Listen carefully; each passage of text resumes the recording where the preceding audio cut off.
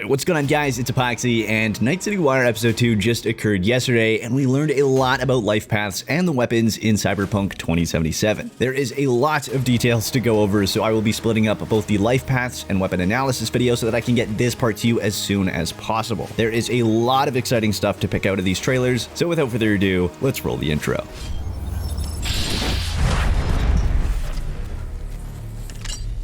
Starting with the Lifepath trailer.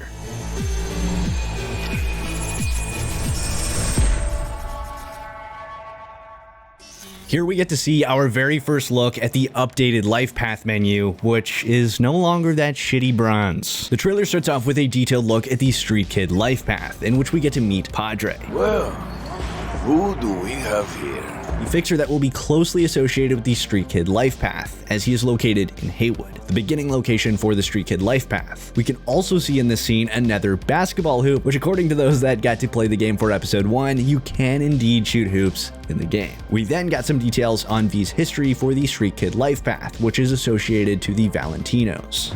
Grew up in Haywood. The whole street was my family.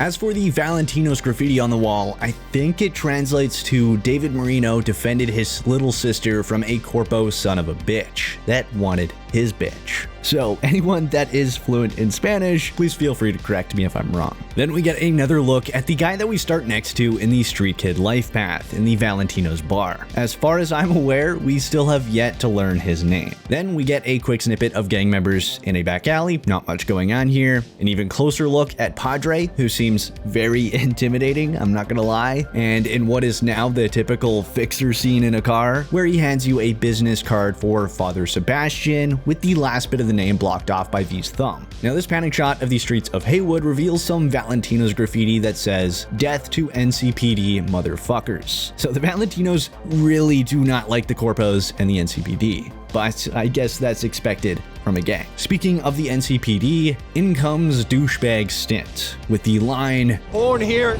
live here, die here." Then we get a quick snippet of a detailed look at the interior of the Quadra Turbo R, an old clip of getting in trouble with the NCPD, but this time we get a look at actually waking up with a broken nose in the middle of the street. And then we get our first tease in-game for street racing, which is super exciting. But then there's also the fact that it shows us a ton of variants of vehicles that all look amazing. Then we have 6th Street cutting us off and telling us to get the fuck out of Vista, which is their territory in Haywood. We also got an updated clip of Sasquatch slamming us with the industrial sledgehammer, which by the way is a legendary weapon. And then we get a montage of some new characters and some previously revealed characters. That includes a new combat clip of fighting Serto, but with much better lighting. And we also got a gameplay look of the guy we had only previously had a screenshot of. And the last bit for the Street Kid Lifepath, we get an updated look at the Afterlife bar, as well as interior shots, and then of course, a gameplay look at the Lady in Gold.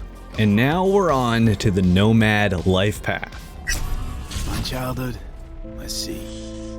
So this first shot around the campfire might seem like not much at first. However, there is a good amount of information we got from this scene. First off, we know that this camp is the Eldecados, as not only is there a sign, but we can also see their logo at the far right. We can also see that it's actually quite heavily guarded for being just a small camp, as we can see vehicles with turrets, we can see what looks like snipers set up on lookout, and there's a good amount of people here. We can also see in the background Night City and how it looks at night, at least from the view of the Badlands. Not only is there advertisements going up into the sky, but we actually get to see Orbital Air launching a rocket. We also get a better look at the beginning location for the Nomad Lifepath, and we also get a look at 2 vehicles and a new character. The new character we don't know anything about as of yet, however the vehicle he's leaning against is another variant of the Quadra Type 66. In this next shot, we can see V standing from the radio tower at the beginning location for the Nomad Lifepath, which is the radio tower that we saw from earlier. And this gives you an idea of the scale of the Badlands. Of course, we can see the border way off in the distance and Night City behind it, but we can also see what looks like some other locations in the far distance to the right as well. And another thing I want to note is the Nakota device that is now being shown to us twice during the Nomad Lifepath. And it seems to be a device that interfaces with the radio, but if there's any level of prominence to it beyond that, we'll have to wait and see. We also get to see a vehicle free roaming on the roads, which is really cool to see. It lets you know that you're gonna get some Mad Max vibes while driving around. You're gonna run into other vehicles, and I have to say the trail that the vehicle is leaving behind it just adds a whole other level to the Badlands. Next, we actually get the lore as to why V wants to leave the Badlands to Night City in the first place. My family's in pieces.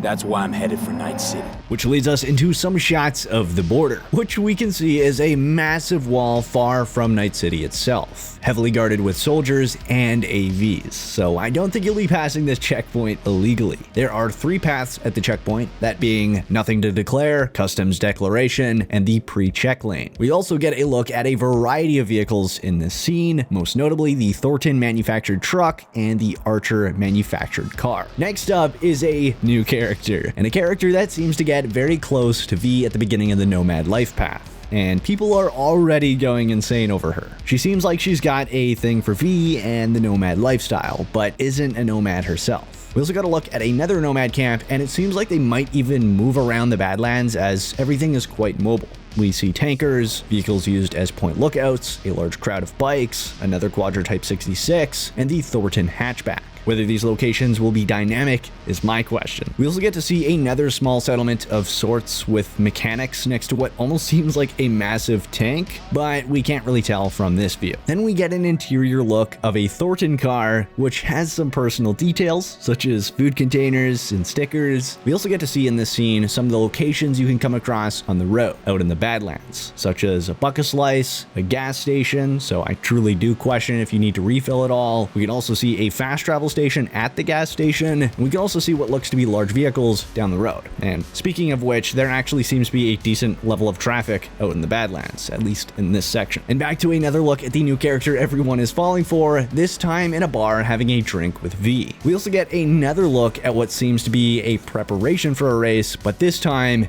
in the Badlands. The next scene is even more interesting though, as we can see an iguana between V and Jackie as they shake hands. This seems to actually be the exotic iguana they are trying to smuggle into Night City, as seen in the gig trailer. But back to the racing for a moment, it seems this might be a glimpse of one in action at night through the Badlands, with Night City looking ever so beautiful in the background. The next clip, however, answers a question I've been asked before about the Malorian Arms revolver, that being whether you can fan fire it. And while there isn't a fanning animation, you can indeed rapidly fire the revolver as seen in this clip against a Militech soldier. And of course, it's wildly inaccurate. We also get a look at the melee bash animation with the revolver with a fancy twist around the finger, which only seems to knock out the soldier. So that's a good thing. And to be honest, they perfectly contrasted that with the next clip of blowing off a Militech soldier's head, giving you a look at a less violent approach compared to the most violent approach. But that is actually it for the Nomad life path. Now it's time to take a look at the final life path, that being the Corpo life path.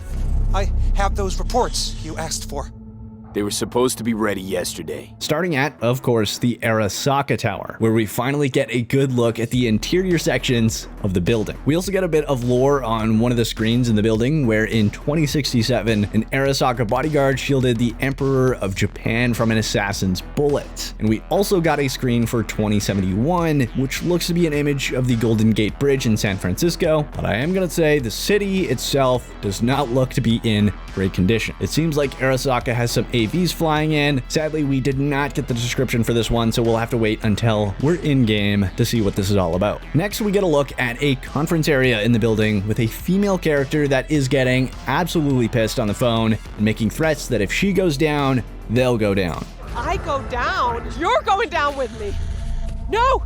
I'm not fucking joking. And I'm going to take a wild guess and say this is Susan Abernathy, who we'll touch on in just a moment, as it then transitions to Arthur Jenkins, who appears in the Corpo Life Path prologue mission, the Corpo Rat. He acts as V's direct superior at the Arasaka Corporation. Jenkins covets an upcoming promotion and tasks V with eliminating the competition, Susan Abernathy, within the ranks of the company. We also got an updated look at Yorinobu Arasaka, and a more up-to-date look at Matsubara Arasaka, who is 158 years old as of 2077. And that is everything new that we saw in the Cyberpunk 2077 Lifepaths trailer. There are a few more clips of the Arasaka building interior that you can see right now, but nothing specific was shown. There is a lot of dialogue throughout the trailer that gives minor story details, so if you want the full experience and somehow haven't already watched it, I'll leave the link in the description below. Also have my in-depth breakdown and analysis of the weapons trailer out very soon, so be sure to keep a lookout for that. That video is going to include a lot of information. But that's it for this video. I hope you all enjoyed. If you did, please smack that like button down below, subscribe to Join the Good Fight if you haven't already, and ring that bell icon to stay updated in all of my future videos. It'd be super greatly appreciated as always, and until next time, this is Epoxy signing off.